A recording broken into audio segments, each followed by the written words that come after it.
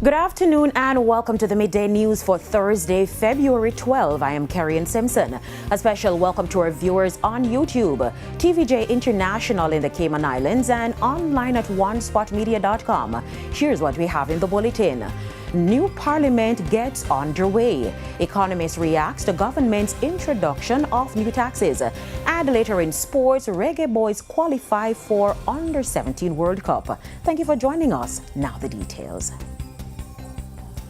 Reactions this afternoon from one economist to news that new taxation measures will form part of the 2026-2027 budget as the government moves to maintain fiscal stability in the aftermath of Hurricane Melissa. Details in this report. For the first time in nearly 10 years, new taxes are likely to return in Jamaica's budget. On Wednesday, Finance Minister Favour Williams pointed to the Independent Fiscal Commission assessment that Hurricane Melissa caused an estimated $8.8 billion in damage, roughly 41% of Jamaica's GDP. Economist Dr. Damien King describes the move as fiscal realism, not a shift away from discipline. As soon as the hurricane hit, we knew there would have to be taxes. So it's no surprise that we are going to have increased taxation. And what is the best way to deal with this is actually a combination of taxes and borrowing, because you want to smooth out the cost. You don't want tax increases all in the first year. That is going to make it burdensome.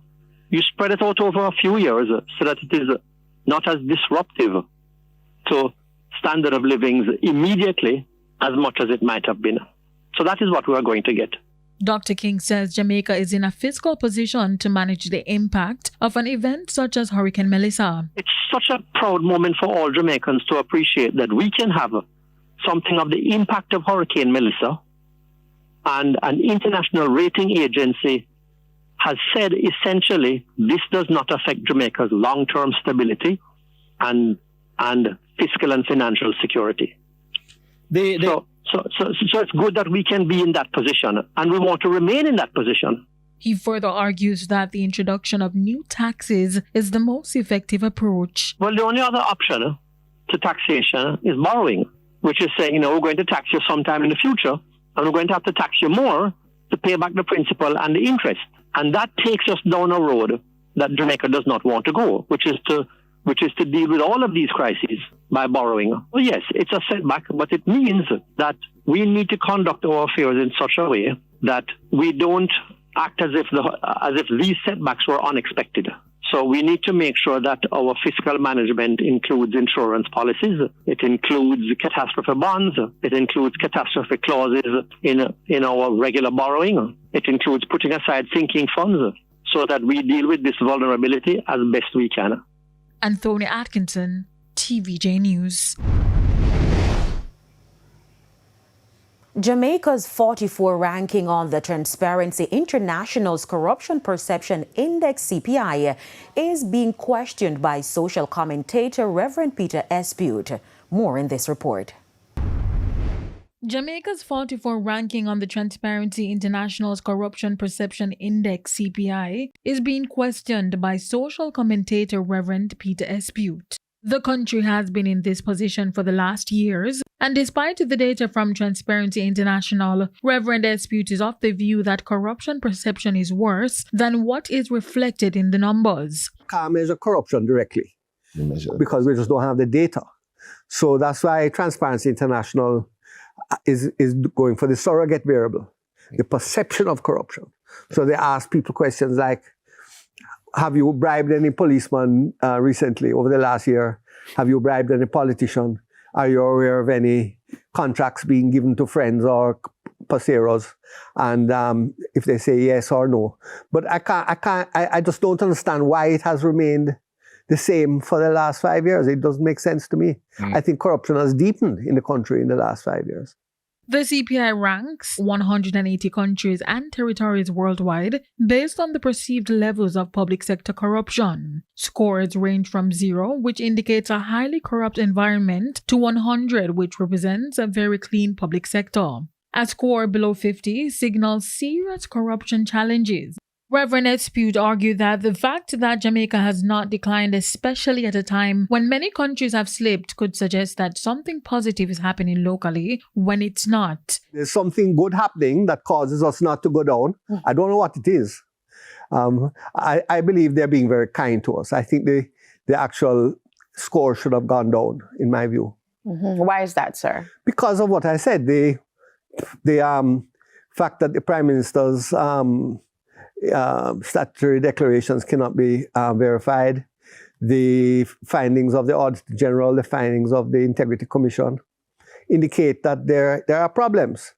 For his part, the Principal Director of the National Integrity Action, Dr. Gavin Mayers, stressed the importance of citizen participation to hold public officials accountable. There's work to be done to make Jamaica a safer, better place, to meet our Vision 2030 goals, and to make sure that our resources are working for us. So whilst I'm focusing on CPI, I am clear that there's things that we need to do for us, and that we as the citizens can be a part of that. Right.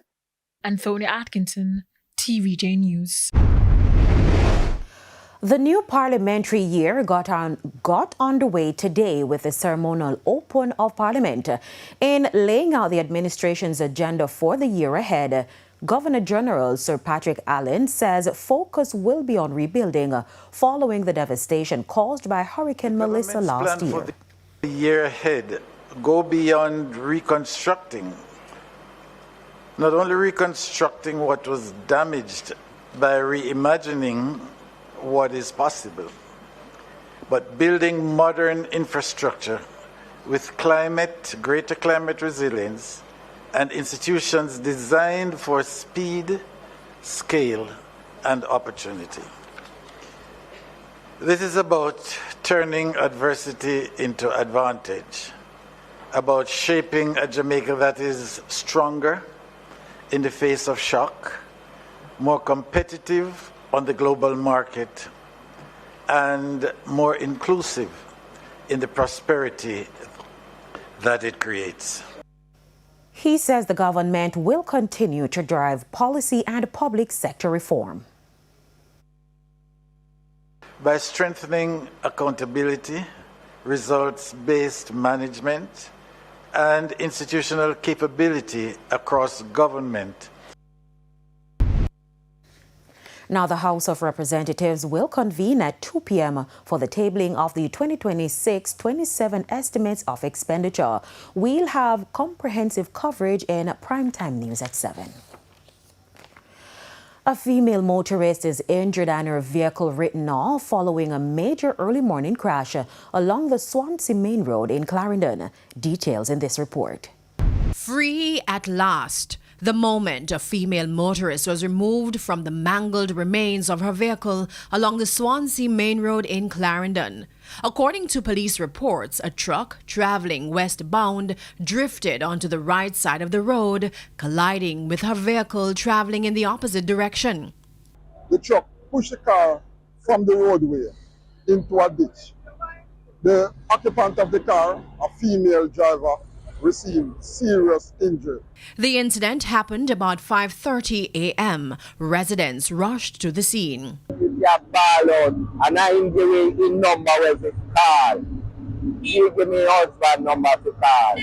Firefighters at the Maypen fire station say they were called around 5:32 a.m. They arrived to see the truck on the front side of the vehicle, making it difficult for them to pull the injured motorist out. We have to seek assistance from Mandeville, the ET specialized unit, to assist us, as well as wreckers to lift the truck from off the vehicle, which was a Toyota RAV4 and a international truck. It's a mission which took nearly 3 hours, with onlookers complaining about the length of time it was taking to pull the woman from the wreckage. But for the firefighters, we have to make sure safety amongst ourselves and the victim is paramount. So what we did was stabilize both the truck and the RAV4, Toyota RAV4, stabilize it, and then carry out our execution, because we have to make sure that our safety protocols follow. TVJ News understands the truck driver did not receive any injuries. The latest incident highlights ongoing concerns about crashes in the area. And this is a prime example of what has been transpiring over time. We are using this medium again to speak with our motorists on the roadway and to appeal to them to be consistent in using the roadway as it ought to, drive at the required speed and get some rest if it is that you need to be rested before coming on the road. We're also asking persons driving along the thoroughfare to look out for pedestrians, look out for children on the roadway.